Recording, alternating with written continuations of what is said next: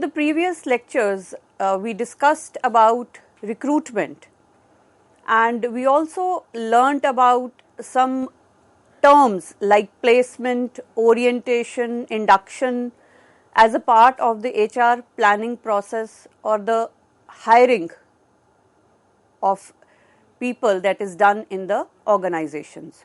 We also learnt about the various types of recruitment and the various sources used, like the internal sources and the external sources of recruitment, and also what factors affect the recruitment process that is being undertaken in the organizations. Job analysis, basically job descriptions and job specifications, along with the understanding of job design, were also discussed in detail in the previous couple of lectures. We have now learned that though recruitment and selection are often used interchangeably in books also and in regular conversations, but both these terms are actually quite different. While recruitment refers to the process of identifying and motivating the prospective employees to apply for a job in the organization, whereas selection is concerned with picking the right candidate from a pool of applicants that has been created during the recruitment process. Secondly, recruitment is often considered to be a positive approach because it seeks to attract people, it seeks to create a pool of candidates. So we are attracting people, whereas in selection it is a negative approach as it eliminates the majority, the unqualified applicants, to find out the few suitable and the most deserving candidates. So while recruitment attracts people, selection eliminates majority of the people, keeping only the few suitable ones. So now that brings us to the topic of discussion in today's lecture, that is selection. So we are going to learn about the entire concept of selection. So the learning outcomes of this lecture is that we are going to learn about what is selection, the importance of selection, what are the factors that affect selection, the selection process, what all steps are involved in the selection process, because at times you might be thinking that selection is a very simple thing or a very simple concept or a process, but no, it is, and it might be a complicated and a rigorous process, we might say. So we are going to learn of all the steps that are taken or the phases of the selection process, and lastly we will learn how to make effective selection. So selection in itself is a complicated and a rigorous process. So we can only have its advantages only if it is done in an effective and an efficient manner. And while selecting employees, while undertaking the selection process, many organizations commit certain mistakes that can prove to be costly in future. So it is very important that apart from learning about selection, apart from learning about the factors and the selection process, it is very pertinent to learn about how to make this selection effective and efficient.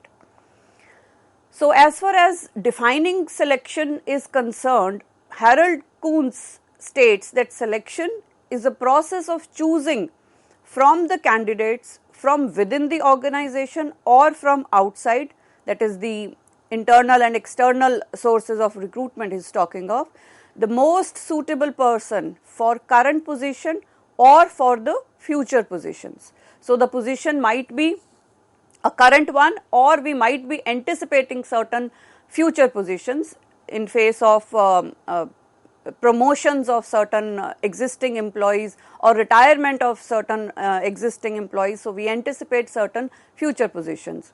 So selection is stated to be the process of choosing.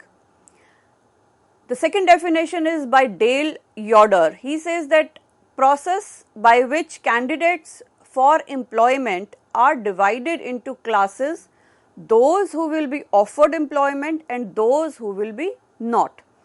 So, he defines the selection process as the process in which we are dividing candidates into people who are offered, who are selected, and people who are not selected, who we do not find as competent and skilled enough to perform the particular job in the organization.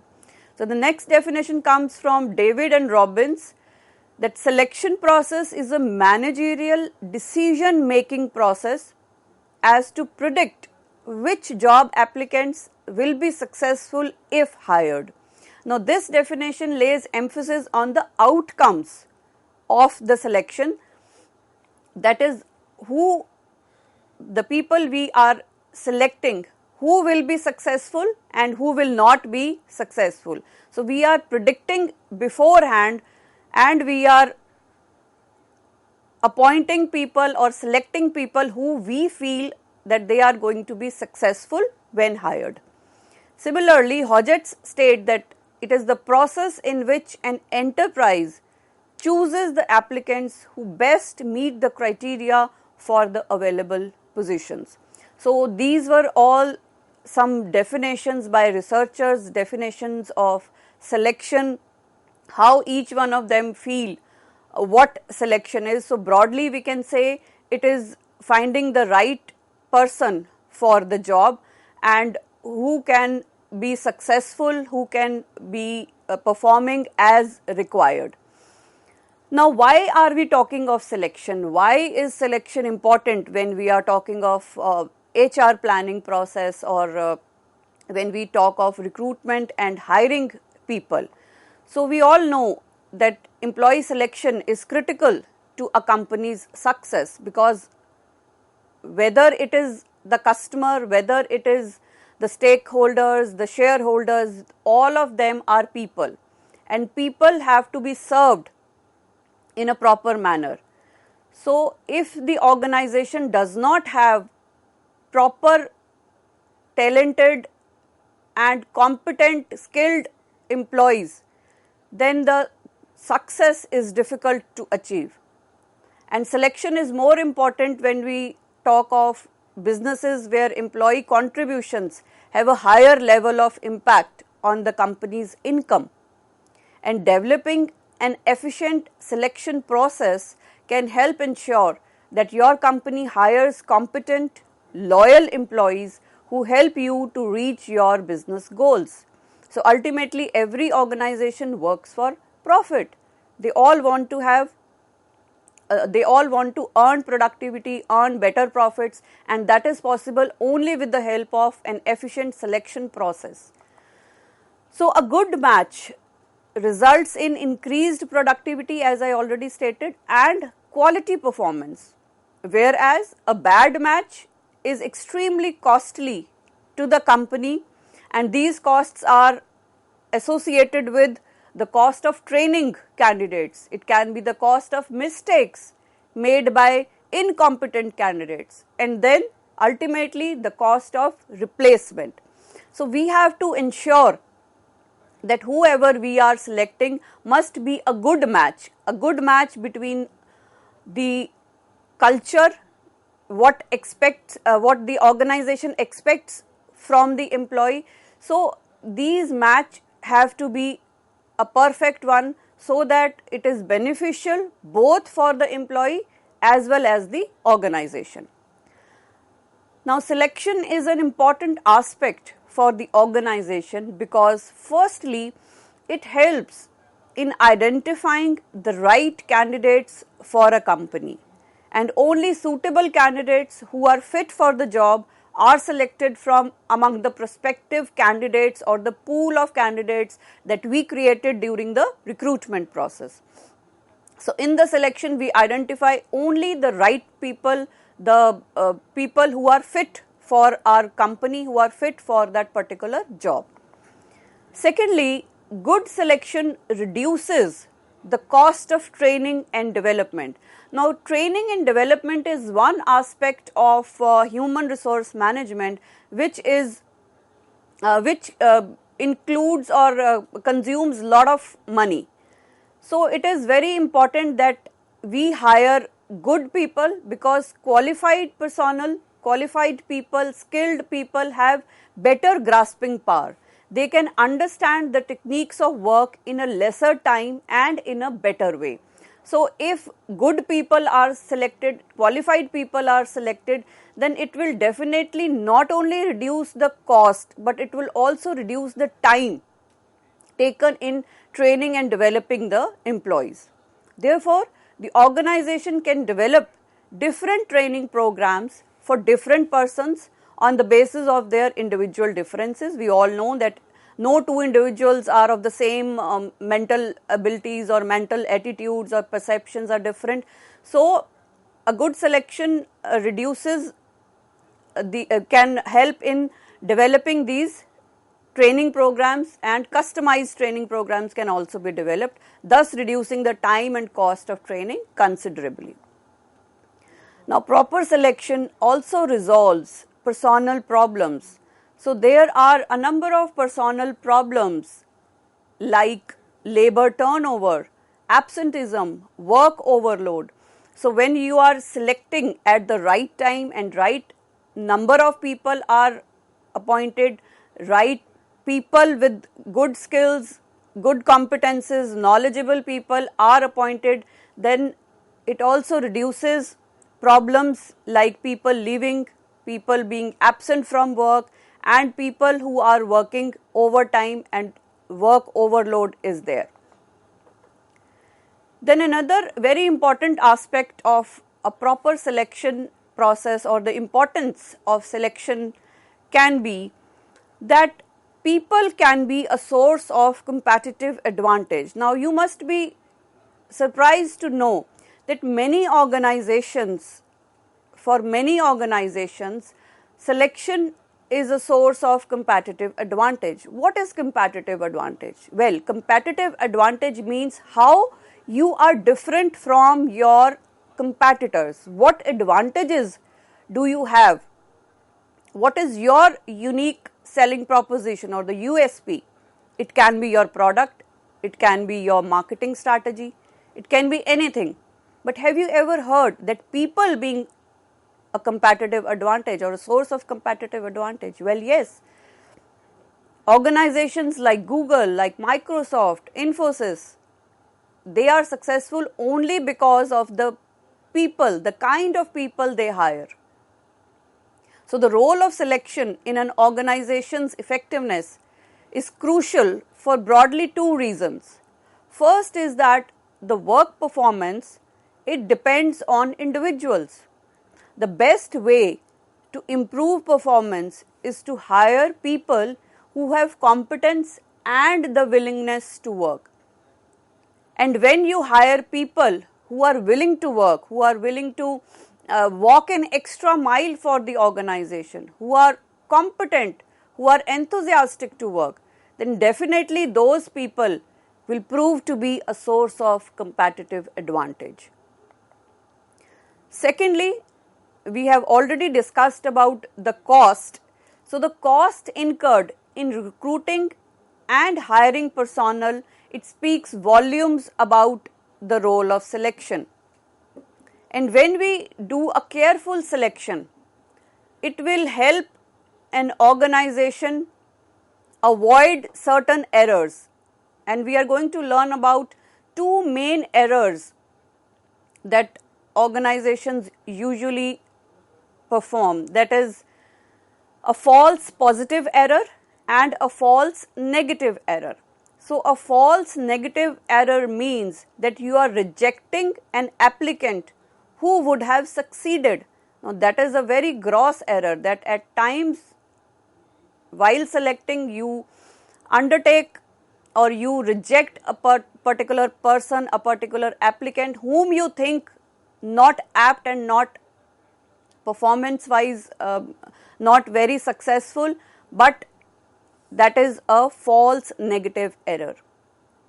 And the second error that organizations might commit is a false positive error. So, it is the opposite of the false negative error, whereby the organization is selecting a particular person expecting him to succeed, but actually he fails to perform. So, these two errors can be very costly and detrimental for an organization. So, when we are recruiting, when we are hiring or selecting people for the organization, we must look into this, that we do not commit a false negative error or a false positive error while selecting. Now, the next topic in the selection process is that what factors affect the selection process. The selection process varies from an organization to organization. It varies from even within a particular organization. There are, that there are different departments in an organization, and these departments also might be having different selection procedures or different selection processes. So, what are the factors that affect the selection process? Well, the first factor is the nature of the post. So, every post does not require similar selection process, or every post will not have a similar selection procedure. The process of selection of employee varies according to the type of personnel to be recruited. For example, the selection process of a probationary officer of a bank will differ from that of the selection of a police officer. So, both these posts are different, the working environment is different. So, that is why the selection process of both these jobs would be different. The next factor is the type of organization that is selecting. So, the type of organization may be a government organization, a private organization, or a non-profit organization.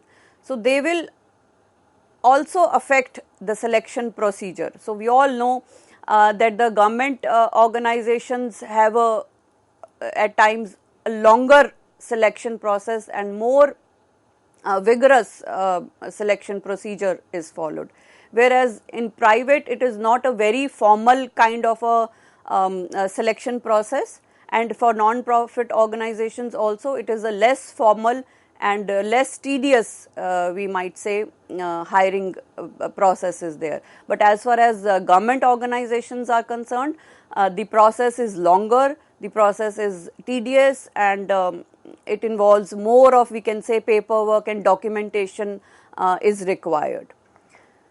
The third factor is the applicant pool. So, the applicant pool means that how many number of applicants are there for a particular job. For certain jobs, the applicant pool is large, and for certain top level management jobs, the applicant pool might be smaller. So, in case of large number of qualified applicants for a particular post, the selection process becomes more selective, because there you have to take care, because the number of applicants is too large. So, for this purpose, we have to ensure that a selection ratio is ascertained by comparing the number of selected applicants to the number of applicants in a pool. So, we have to see that how many people are there in the pool and how many people we are selecting from that pool. So, that is again an important source. Then the next factor is level of educational qualification or experience. Now, this is very crucial, and you might have witnessed this, that the process of selection depends on the experience and the educational qualification required for the post. So, when we are hiring people and when we require people with higher qualification, so then the process will be different from when we require people of lesser educational qualification. So when we are hiring a finance officer maybe, or a legal advisor, a designer, an architect, or a chief executive officer, a scientist, so such people would be, the applicant pool we can say would be smaller. So the selection process is shorter because only few candidates have the required credentials who can fulfill the job descriptions or job specifications. But when we require people with lesser qualification, then the applicant pool will be larger, and so the selection process will be longer. So we have to take care of these aspects also. And the fifth factor is the selection policy.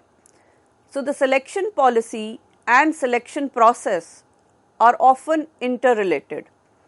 The selection policy of every organization is different.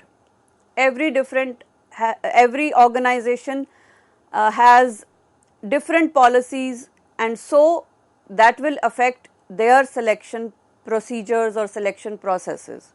For example, some organizations put in place tougher selection process involving several steps to identify the best fit, whereas certain others just conduct straight interviews and thereby shortening the selection procedure. So the selection process will definitely depend upon what policies you are following, what kind of people you want to hire. You must have heard of Google and Microsoft. These organizations, we can say, as I already stated, that selection can be a source of competitive advantage. Every single youngster who graduates or completes his masters wants to join Google. They all want to join Microsoft, right? But they have a very, very vigorous and tedious selection process. So it is not easy to get into organizations like Google and Microsoft. So because they have a selection policy which is very stringent, and we can say the selection process is also very tough. Lots of tests are being conducted by them, and it is difficult to pass those tests and clear those interviews. We will talk of the selection process in the next phase. So what I mean to say is that the selection policies and the selection process are interrelated, and every organization might be having a different selection policy on which their selection process will depend. So friends, in today's lecture, we learnt that what is selection.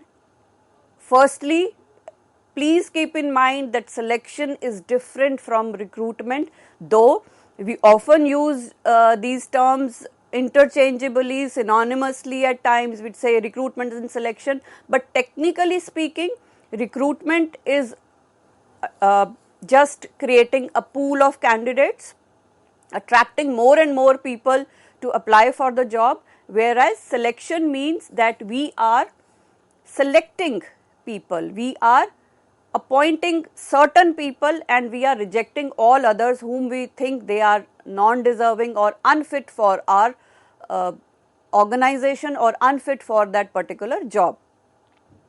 Then we also learnt that why is selection important? Selection is important because any organization can achieve success only if it has the right kind of people, and selecting those people is very important, because ultimately, whether it is serving your customers, whether it is developing relationships with your customers, with your vendors, with your suppliers, it is the people of the organization that will matter. If you are selecting the wrong people, if you are selecting incompetent, unskilled people, you will be in a mess in a short duration, and you will get to know that in a very less time. So it is very important that you select the right kind of people, the right number of people, so that you can achieve success. Also, as far as the importance of selection is concerned, we also learned that people are a source of competitive advantage.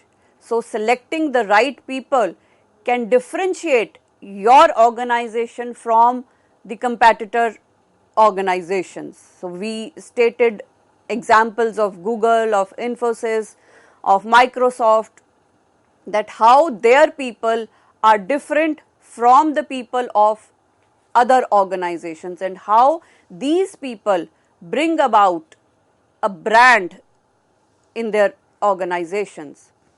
And then we learnt about what factors affect the selection process, because every organization, big or small, has a different culture, have different policies, have different kinds of posts. So all these factors ultimately affect their selection process. So friends, that was all for this part of the lecture. In the next part, we will discuss about the selection process and how to make an effective selection. Thank you.